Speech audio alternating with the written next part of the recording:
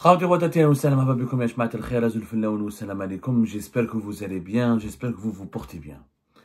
La situation est explosive entre l'Algérie et ses voisins au sud du Sahel ou au sud de l'Afrique du Nord. Je parle naturellement des États du Sahel, le Niger, le Mali et le Burkina Faso, et particulièrement le Mali. La situation est tellement explosive qu'aujourd'hui la rupture apparaît inévitable. Et cette rupture des relations politiques et diplomatiques avec un voisin aussi important que le Mali, elle est désastreuse pour les intérêts de l'Algérie et elle profite à ses adversaires diplomatiques et géopolitiques directs qui sont en premier lieu, le Maroc en premier lieu.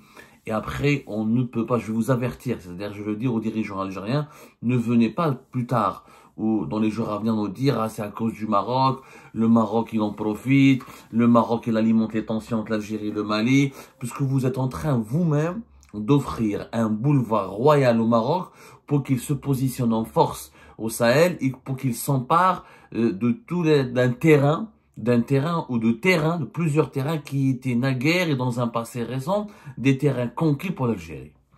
Je m'explique. Vous avez bien vu ce qui s'est passé hier. Le Mali, d'abord la veille, le 6 avril 2024, les trois États du Sahel qui composent l'Alliance des États du Sahel, le Niger, le Mali et le Burkina Faso, qui ont commencé par attaquer l'Algérie, la critiquer et dénoncer son ingérence étrangère et sa proximité avec des groupes armés qualifiés de terroristes qui sont les groupes rebelles Touareg. Et le scénario, l'incident du drone malien qui a été abattu cause énormément de malentendus, de divergences. Les autorités maliennes ont accusé l'Algérie de l'avoir abattu sur le sol malien, sur le territoire malien. On ne connaît pas toute l'histoire de ce drone, parce que visiblement, il était en mission, pour une mission stratégique, parce qu'il était activé pour neutraliser un groupe de chefs, comme le disent les autorités maliennes, un groupe de chefs terroristes qui étaient en réunion dans les environs de Tinzaouaten, du côté du Mali. En aucun cas, sur les autorités maliennes, ce drone voulait en aucun cas, il a pénétré le ciel aérien algérien ou l'espace aérien algérien. L'Algérie affirme le contraire. Il y a eu donc une énorme divergence. Il y a eu des détails, des arguments et des données techniques qui ont été communiquées par les autorités maliennes. L'Algérie a riposté le 7 avril 2025 en communiquant des données techniques totalement divergentes. Quoi qu'il arrive, ce n'est pas la destruction du drone en lui-même qui cause problème entre les deux pays. C'est apparemment, les autorités maliennes n'ont pas du tout apprécié comment les forces aériennes algériennes ont saboté, ont compromis ou empêché une opération militaire qui devait permettre aux autorités maliennes de neutraliser des chefs de groupes terroristes qui étaient en réunion dans une localité, sur un site sur le territoire malien, mais situé quelques encablures des frontières algériennes. Aujourd'hui, depuis pratiquement 2024, depuis les 6 derniers mois de l'année 2024, l'armée malienne elle a réussi à libérer plusieurs régions du nord du pays qui étaient occupées depuis 2011-2012 par les groupes armés Touareg. Il reste que la région de Tinzaouaten et ses environs qui est resté le bastion des groupes armés Touareg et qui sont une région qui est collée à la frontière algérienne.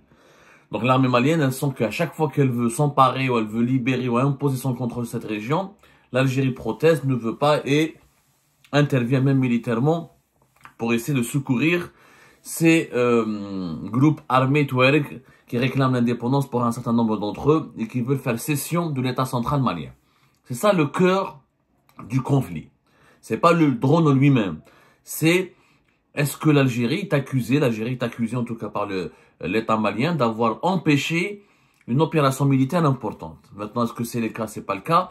Je ne dis pas que les Maliens ont raison, les Algériens ont tort, comme je ne dis pas que les Algériens ont raison, les Maliens ont tort. Moi, j'analyse une situation. Je suis pas un juge, je suis pas un enquêteur. Je pense pour résoudre ce problème, il faut une médiation internationale.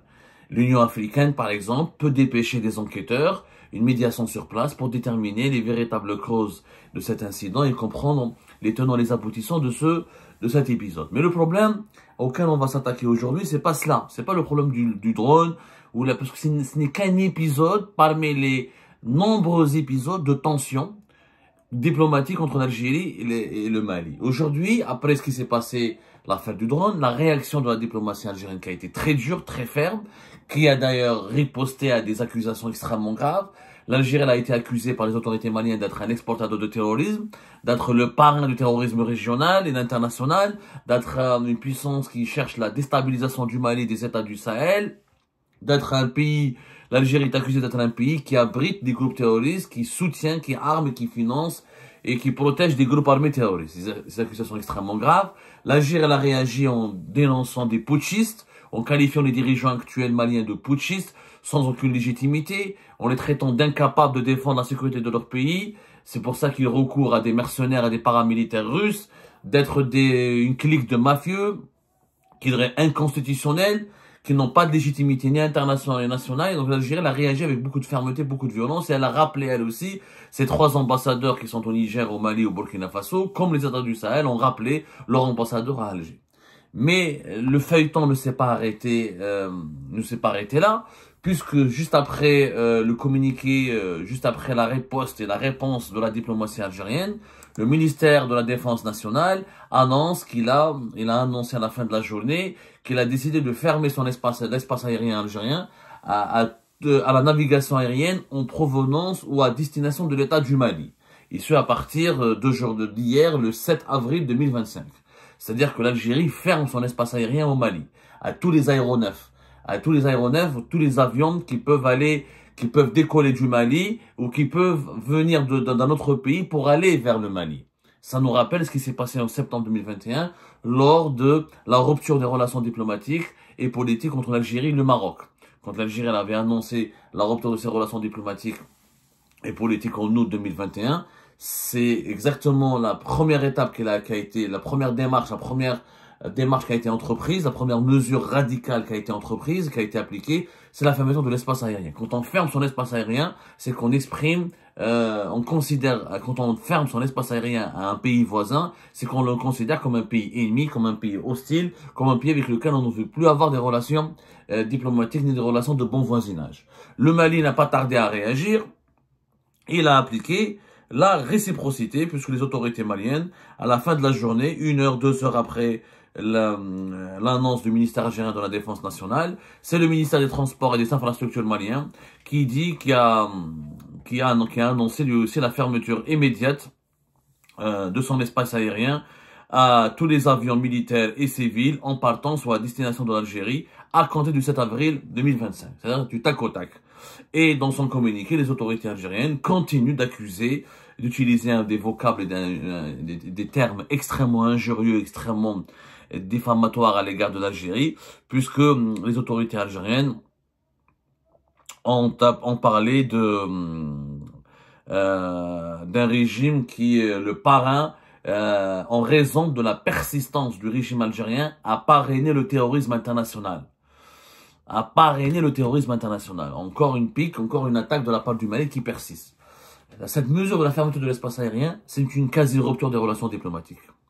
C'est-à-dire qu'aujourd'hui, en plus du Maroc, l'Algérie n'a pratiquement plus de relations. Elle se dirige vers la rupture des relations diplomatiques et politiques avec un autre de ses voisins, qui est le voisin du Sahel, au sud de ses frontières, le Mali.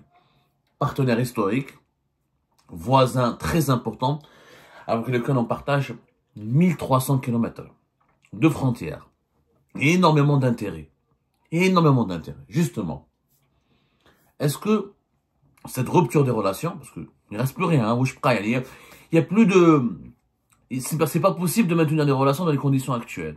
Espace aérien fermé, le Mali qui accuse l'Algérie d'exporter le terrorisme, de parrainer le terrorisme, et l'Algérie qui ne reconnaît plus la légitimité aux dirigeants maliens, elle les considère comme des putschistes, comme une clique mafieuse, inconstitutionnelle, qui n'a même est incapable de défendre la sécurité de leur pays et des marionnettes entre les mains des paramilitaires russes, des mercenaires. Il n'y a plus de dialogue possible. C'est une situation de rupture. Je crois que dans les jours à venir, les deux pays vont annoncer la rupture de leurs relations. À moins d'un miracle, cet épisode, je ne vois pas comment il va se terminer avec des appels au dialogue et des appels à l'apaisement. Je crois qu'il va se terminer dans la douleur avec une rupture des relations diplomatiques. Et on aura un deuxième scénario cauchemardesque comme celui que nous avons vécu avec le Maroc. Mais pourquoi j'utilise le mot cauchemardesque? Pourquoi cette rupture, elle est profitable aux adversaires directs et aux concurrents de l'Algérie, à leur tête le Maroc? Et pourquoi elle est désastreuse pour les intérêts de l'Algérie? Je m'explique. D'abord, il faut comprendre que l'Algérie a toujours eu le statut de puissance africaine. Pourquoi?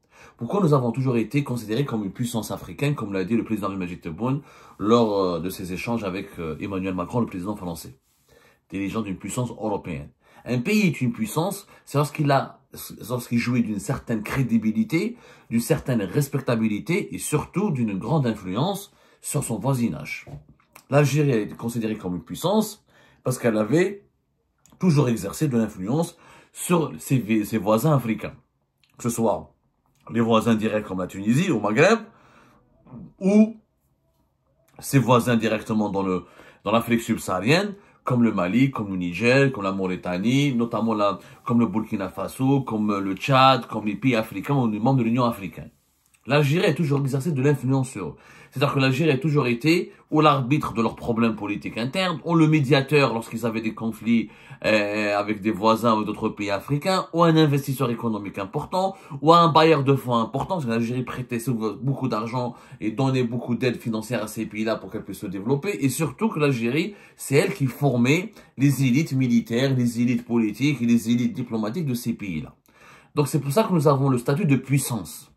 Depuis l'indépendance de l'Algérie, notamment de l'époque de Moumbedine jusqu'à l'époque de Bouteflika, les années 70 jusqu'aux années, à la fin du régime de Bouteflika, l'Algérie avait le statut de puissance parce que tous les voisins africains, notamment le Niger et le Mali, et d'autres pays avec lesquels nous n'avons pas de frontières directes, comme le Tchad, ou le Burkina Faso, ou le Sénégal, ou la Gambie, ou des pays de l'Afrique de l'Ouest, ou le Soudan, c'est des pays qui considéraient l'Algérie comme le leader naturel de la région parce qu'elle avait la capacité de former leurs dirigeants, et de les aider, de les assister financièrement, de les assister économiquement, d'investir avec eux, de créer des passerelles économiques et politiques et d'être leur porte-parole sur la scène internationale. Le porte-parole des Africains et des Africains. Aujourd'hui, nous sommes en train de perdre ce statut de puissance. Pourquoi? Parce qu'à partir du moment où on a de mauvaises relations avec des pays de l'État du Sahel, le Mali, le Niger et le Burkina Faso, et les Algériens ne comprennent pas qu'avoir des problèmes avec le Mali, c'est avoir des problèmes avec les trois pays, qui sont le Burkina Faso et le Niger, parce que les trois pays ont créé une confédération. Ce n'est pas uniquement une alliance. L'alliance des États du Sahel, elle était créée en septembre 2023. Ensuite, elle est devenue, à partir du 6 juillet 2024, une confédération. C'est-à-dire qu'ils ont ils partagent les mêmes missions. Ce sont des États qui se sont unis pour former le même territoire, pour partager certaines missions régaliennes. Au niveau de la politique étrangère, au niveau de la politique de lutte contre le terrorisme, de la politique sécuritaire, au niveau de certaines politiques dans certains domaines économiques, ils partagent les mêmes compétences, ils décident ensemble, et ils prennent des orientations communes. Donc, quand on se dispute avec le Mali, on se dispute avec le Burkina Faso, avec le Niger. Sauf que si on se dispute avec ces trois pays, on perd notre influence sur ces pays. Et on perd nos intérêts sur ces pays, et on recule. Et le recul de l'influence de l'Algérie compromet et déstabilise le statut, et compromet et sabote le statut de puissance régionale qui a toujours fait l'honneur et la grandeur de l'Algérie dans la région. Si demain on va rompre nos relations avec le Mali, ça veut dire que on ne pourra plus déterminer, on ne pourra plus défendre nos intérêts, on ne pourra plus parler d'économie ou du business avec le Mali, le Niger et le Burkina Faso. Ça veut dire que le Burkina Faso et le Niger risquent aussi de rompre leurs relations avec l'Algérie ou de la réduire à leur strict minimum. Donc il y a beaucoup de projets politiques, économiques, la lutte contre le terrorisme, la coopération militaire, la protection des frontières communes, tous les sujets de coopération bilatérale seront bloqués. Donc on ne pourra plus parler à ces pays-là. Ce sont des pays pauvres, peut-être, parce qu'aux yeux des Algériennes et des Algériens, ils comprennent pas les intérêts dans ces pays-là. Pour eux, malheureusement, dans le commun, y compris chez les dirigeants algériens, y compris, je vous dis la vérité, je parle avec beaucoup de sources bien placées au sein de l'État algérien, beaucoup, même s'ils sont à un niveau d'instruction important, la majorité d'entre eux ne comprennent pas l'intérêt stratégique du Sahel. Pour eux, le Niger et le Mali, c'est des pays pauvres, menacés par la famine et la sécheresse, ils n'ont aucune importance. Il y a une minorité de dirigeants algériens, qui sont notamment dans les services de renseignement, au sein de l'armée, au sein de l'appareil diplomatique de l'État. Au contraire, ils ont conscience des intérêts. Le Mali et le Niger, d'abord, ce sont des marchés importants. Pour l'Algérie, elle veut exporter, elle veut diversifier ses produits, elle veut diversifier son économie. Quels sont les marchés les plus importants? C'est l'Afrique subsaharienne. Les pays, les États du Sahel, c'est la porte de l'Afrique pour aller vers l'Afrique de l'Ouest, pour aller vers l'Afrique centrale. Donc, ce sont leur environnement, leur situation géographique, elle est stratégique pour l'Algérie. Au-delà d'être des marchés, ils sont des passages obligés vers d'autres régions importantes, notamment l'Afrique de l'Ouest, l'Afrique centrale. Il y a aussi le projet, c'est un passage obligé pour les champs de gaz et de pétrole du Nigeria. On parlera tout à l'heure du projet du gazoduc, le transsaharien, qui doit passer par le Niger pour aller vers le Nigeria. L'Algérie a besoin cruellement de ce projet pour continuer à demeurer une puissance énergétique, parce que les réserves du gaz et du pétrole au Nigeria sont beaucoup plus importantes que nos réserves de gaz et de pétrole. Et qu'en exploitant ensemble avec le Nigeria ce gazoduc transsaharien, on peut rester un fournisseur important de pétrole et de gaz. Mais demain, on se dispute avec le Mali, on arrive à rompre nos relations. Si on va rompre nos relations avec le Mali, on va se mettre à dos, c'est le Niger, et c'est le Niger parce qu'il est allié et il est membre de la même alliance des États du Sahel que le Mali, il va emboîter le pas au Mali, il va geler ses relations avec l'Algérie. Du coup, le gazoduc transsaharien, on pourra lui dire bye bye. Et ça, c'est des intérêts économiques et financiers qui sont immenses pour l'Algérie. En plus, ces pays-là, il y a un enjeu d'avenir, c'est que ces pays-là abritent des minerais importants que l'Algérie, c'est elle a gardé son statut d'influence, de puissance influente, de puissance amie, elle aurait pu les exploiter dans ces pays-là, elle aurait pu investir dans ces pays-là. Il faut savoir, par exemple, que le Mali, c'est le 3e pays producteur d'or sur le continent africain. Après, l'Afrique du Sud et le Ghana. Et plusieurs recherches, plusieurs études affirment que le Mali n'exploite pas tout son potentiel dans la production de l'or. L'or, ce n'est pas n'importe quoi. Mais plus que de l'or, il y a des minerais importants. Il y a le fer, il y a le bauxite, il y a surtout les terres rares. Il y a des terres rares dans au Mali et au Niger. Au Niger, il y a l'uranium, qui est stratégique pour l'énergie nucléaire. Au Mali comme au Niger, il y a des missions scientifiques depuis 2012, depuis 2013. On parle d'un potentiel énorme en terres rares. Les terres rares, c'est l'avenir c'est l'énergie de demain. C'est tout ce qui est ces minerais et ces métaux précieux qu'on utilise dans la fabrication des batteries électriques, dans les smartphones, dans les ordinateurs, dans les équipements d'intelligence artificielle. Et le Mali et le Niger abritent des réserves. On soupçonne que ces territoires abritent des réserves importantes. Donc, il y a aussi un intérêt économique important. C'est-à-dire que l'Algérie, en ayant des relations hostiles et compliquées, et si on est dans l'adversité avec ces pays-là, on va perdre économiquement beaucoup de choses, puisqu'on ne pourra pas investir, on ne pourra pas, alors qu'on est, pour ces pays-là, on est la porte de l'Europe. Demain ou après-demain, si le Mali va exporter son or vers l'Europe, si le Niger veut exporter son uranium vers l'Europe, si on veut extraire ou exploiter les minerais et terres rares pour les mettre à la disposition des puissances économiques européennes, l'Algérie est un passage obligé. Et si on a des mauvaises relations, ils seront obligés de passer par d'autres pays. Et qui sont les pays qui en profitent de ces relations compliquées et de cette rupture probable et quasi sûre? Et quasi certaines malheureusement maintenant, entre l'Algérie et le Mali et ses autres alliés, le Niger et le Burkina Faso. C'est le Maroc. Le Maroc, il en profite énormément. Ensuite, le régime algérien, il fait des bêtises, il calcule pas son coût, il rentre en conflit avec des pays stratégiques, ce qui sont nos voisins importants, avec lesquels on partage encore une fois plus de 2200 à 2300 km, si on cumule la longueur des frontières de l'Algérie, le Mali, l'Algérie et le Niger. Et ces pays-là, quand ils se bagarrent avec l'Algérie, quand ils se sentent lésés ou menacés par l'Algérie, ou incompris par l'Algérie, ou déstabilisés par l'Algérie, ou là qu'ils ont des problèmes avec l'Algérie, ils se dirigent vers qui? Ils se dirigent vers le Maroc, qui est l'adversaire numéro 1 de l'Algérie. C'est normal. L'ennemi de mon ennemi est mon ami. Quand tu as un problème avec un voisin et avec lequel tu t'entends plus, tu descends d'un étage et tu vas aller voir un autre voisin, tu essaies de faire des alliances avec lui pour contrecarrer l'influence, mauvaise influence ou l'hostilité de ton voisin direct.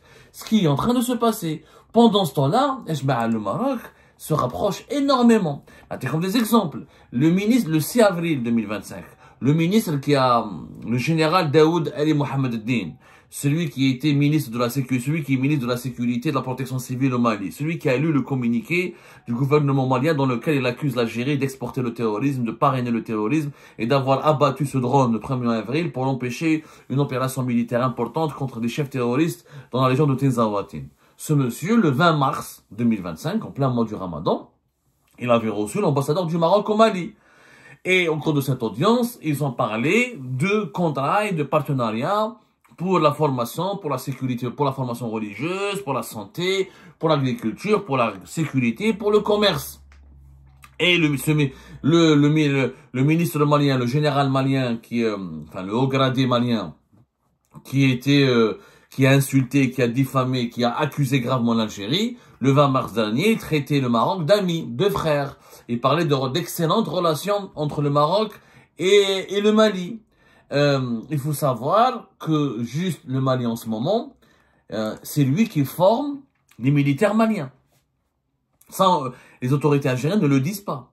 C'est quand même incroyable. Il faut savoir que historiquement, la majorité des militaires maliens se sont formés en Algérie. Que l'Algérie, le Mali et le Niger, c'est elle qui formait les hauts gradés de l'armée du Mali et l'armée du Niger. L'Académie interarmes de Chercheurs, les différentes académies militaires algériennes ont formé le plus grand nombre des officiers de l'armée du Niger et du Mali. Ce n'est plus le cas. Ce n'est plus le cas puisque depuis le 19 février 2025, il y a eu la première réunion de la commission militaire mixte entre le Mali et le Maroc, qui a eu lieu entre le 17 février et le 19 février 2025. Il y a eu une délégation importante marocaine conduite par un général marocain, le général de brigade Abdelghani Mohib, de l'inspection générale des forces armées royales, qui a été accueilli par un général malien, le général de la brigade Mohamedou Massouli Samake, qui est conseiller stratégique à l'état-major des généraux d'armes, l'état-major général des armées du Mali, et les deux pays ont mis en place des canaux de coopération, et le Maroc, c'est lui qui forme en ce moment les troupes militaires les plus importantes du Mali. La preuve, le 6 avril 2025, un premier contingent de 165 soldats maliens, des parachutistes, des forces parachutistes maliennes, sont sortis des académies militaires marocaines. Aujourd'hui, ce sont les Marocains qui forment les parachutistes maliens. Avant, c'était les Algériens. Aujourd'hui, toute la coopération militaire du Mali, qui a été bloquée par l'Algérie, a été transférée vers le Maroc. Le Maroc, c'est le plus grand profiteur.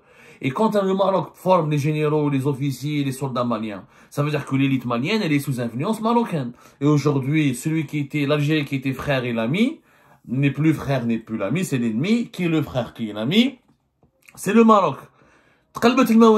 C'est un changement général.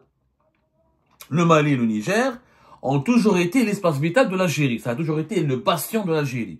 Le Maroc, son influence était sur d'autres pays, le Sénégal, le Gabon, l'Afrique de l'Ouest. L'Afrique de l'Ouest. Mais l'Afrique subsaharienne, le Sahel, c'était le terrain de l'Algérie. Aujourd'hui, c'est le Maroc. C'est quand même incroyable. Il y a un programme de formation de 500 autres parachutistes qui vont bénéficier de la même des formations dans les académies militaires marocaines dans les jours à venir, dans les semaines et mois à venir. C'est un programme ambitieux. Ambitieux. Zid, regardez les déclarations communes qui ont été faites par toujours en février 2025. Il y a eu donc la première réunion de la commission mixte militaire maroco-malienne. Et il y avait une rencontre, je suis en train de la chercher, une rencontre qui a eu lieu, plutôt en avril 2024, il y a plus d'une année de cela. Il y avait une délégation marocaine qui a participé à un événement qui est passé inaperçu organisé à Bamako au Mali. C'est la semaine des géomètres experts du Mali. Ça s'est passé du 18 au 20 avril 2024. Et à ce moment-là, le premier ministre malien, Choguel Kokola Maïga, a fait un discours extrêmement élogieux à l'égard du Maroc. Un discours extrêmement élogieux, dans lequel il dit le Maroc apparaît comme un pays frontalier du Mali, alors qu'il n'y a même pas de frontière entre le Mali, le Maroc, ils sont séparés par la Mauritanie, il n'y a pas de frontière. C'est l'Algérie qui a des frontières avec le Mali. Mais par contre, maintenant, les Maliens considèrent le Maroc comme un pays frontalier. Il est donc parrain, frère et ami. C'est le Premier ministre malien qui le dit. Le Maroc est devenu parrain, frère et ami. Alors que ces trois attributs étaient revenir historiquement à l'Algérie. Il y a un chamboulement des rapports de force. Le Maroc profite énormément de ces mauvaises relations entre l'Algérie et le Mali. Et il s'engouffre. Et aujourd'hui, les intérêts de l'influence marocaine est en train de grandir et elle s'empare d'un espace qui était traditionnellement, historiquement, fidèle à l'Algérie. Donc, on est en rupture avec le Mali. Nos intérêts seront éjectés, menacés, et on encourage le Mali à aller dans les bras du Maroc. Et après, on se dit, le Makhzen, Israël, Imarat, le Nidam al-Jazairi درها بيدو تروح تضارب مع les Maliens وتخلق مشاكل où tu les considères comme des putschistes où tu soutiens et tu veux pas cesser de soutenir les Touaregs armés et tu trouves pas un compromis politique, tu n'arrives pas à dialoguer avec eux malgré tout. Putschiste, pas putschiste, ça c'est une affaire politique interne. On a vu qu'il y a eu l'interruption du processus électoral en 1992 en Algérie lors de la décennie noire pour empêcher les islamistes d'arriver au pouvoir. On a que les Maliens pourraient dire, mais vous aussi vous êtes dans un système. Le système algérien est issu de quoi? On peut dire qu'il est issu du coup de l'interruption du processus électoral de 92, de 91 plutôt. Est-ce que c'est une raison pour est-ce que c'est une raison pour permettre aux Maliens de traiter le régime algérien de putschiste? C'était franchement inutile d'aller se bagarrer, d'aller se quereller avec un pays allié et frère et voisin stratégique. Et après, quand le Maroc va investir dans ce pays-là, va s'implanter dans ce pays-là, au détriment de nos intérêts, de notre influence, on va se dire, il y a complot, il n'y a ni complot, ni rien du tout. La nature, elle a horreur du vide. La géopolitique, elle a encore plus horreur du vide. L'Algérie est en train de créer un vide au Mali et au Sahel, qui profite directement au Maroc. Faut pas. Maintenant, les relations économiques vont se développer, les relations militaires vont se développer, et on va se retrouver avec une alliance de trois pays de nos principaux voisins du Sud, avec un Maroc voisin avec lequel nous avons une grave crise politique et diplomatique depuis les années 70, et nous sommes aussi au bord d'une guerre. Donc on est en train d'être encerclés par des pays qui nous sont de plus en plus hostiles, qui nous sont de plus en plus adversaires. Qu'est-ce qu'on va faire? On va faire la guerre au Maroc, on va faire la guerre au Mali, on va faire la guerre au Niger, on va faire la guerre au Libye, on va se bagarrer avec tout le monde. Donc, cette rupture, elle aura des conséquences désastreuses. La gestion par la brutalité, par la menace, par le chantage. Même si l'Algérie, face au Mali, elle a le droit de se défendre. Elle a le droit de dénoncer les propos outranciers. Bien sûr, quand on traite l'Algérie de parrain de terrorisme, c'est extrêmement violent. Mais il faut comprendre les raisons. C'est la question de Touareg, c'est le problème Touareg. Il y a aussi, normalement, quand on a un gros problème avec un pays voisin, il y a une diplomatie parallèle, il y a une diplomatie des coulisses pour les amener vers la raison. Il faut dialoguer avec ces militaires maliens. On n'a pas le choix. Ils sont là, ils ne veulent plus des accords d'Alger de 2015, ils ne veulent pas que les Touaregs soient armés, constituent des groupes armés sur leur pays. Certaines de leurs revendications sont justes.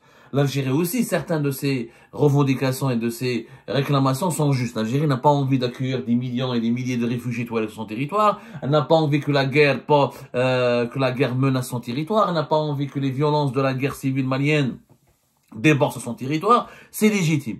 Mais il y a des mécanismes de dialogue et de collaboration et de coopération avec les deux pays. Ces mécanismes ont totalement disparu. Je rappelle que l'Algérie, traditionnellement, était le parrain militaire du Mali. Il faut savoir que nous avions un accord militaire avec le Mali qui date depuis 2003. Depuis 2003, c'est l'accord de coopération militaire et technique qui a été signé entre l'Algérie et le Mali en 26 décembre 26 décembre 2001 et ratifié le 19 juin 2003. Et en 2005, on a créé le comité mixte algéro-malien, chargé du suivi de la coopération militaire et technique. Donc, on avait des espaces, il y avait des mécanismes politiques et militaires dans lesquels on aurait pu utiliser pour dialoguer, influencer les dirigeants maliens. Il y a eu, il faut savoir, tous les ans, on a eu de 2006 jusqu'à 2022, 15 sessions de cette coopération militaire et technique. Il y a eu 16 sessions. 15 sessions. La dernière, c'était entre le 15 et le 17 février 2022. Les Marocains, ils ont attendu 2023 pour créer, comment on appelle ça? Pour créer le premier espace de dialogue et de coopération. La première commission militaire mixte a été créée en février 2025 entre le Mali et le Maroc. Et regardez comment, depuis 2025, comment le Maroc a fait des avancées au Mali. Alors que nous, les commissions mixtes militaires algéro-maliennes, elle existe depuis 2003-2004 et qu'elle est en application depuis 2006. Ça fait plus de pratiquement 20 ans que nous avons l'habitude de collaborer, de travailler et d'exercer une certaine influence sur les militaires maliens. Et cette influence est en train de disparaître totalement. Et les Marocains, en une seule année, ils viennent, ils sont en train de s'emparer de tout le gâteau malien et d'exercer une grande influence. Il y a des questions qu'on devrait se poser. Oui, il y a des problèmes sérieux avec le Mali qu'on aurait pu régler. Il y avait les mécanismes nécessaires, il y a des cadres de coopération, il y a des accords entre les deux pays qui datent depuis le début des années 2000, qu'on aurait pu mettre en place, qu'on aurait pu activer pour trouver des solutions. On ne l'a pas fait, on a privilégié la dureté, la bagarre, et voilà, ça suscite quoi? Ça suscite l'hostilité, l'animosité, et nous sommes aujourd'hui dans une situation de quasi-rupture.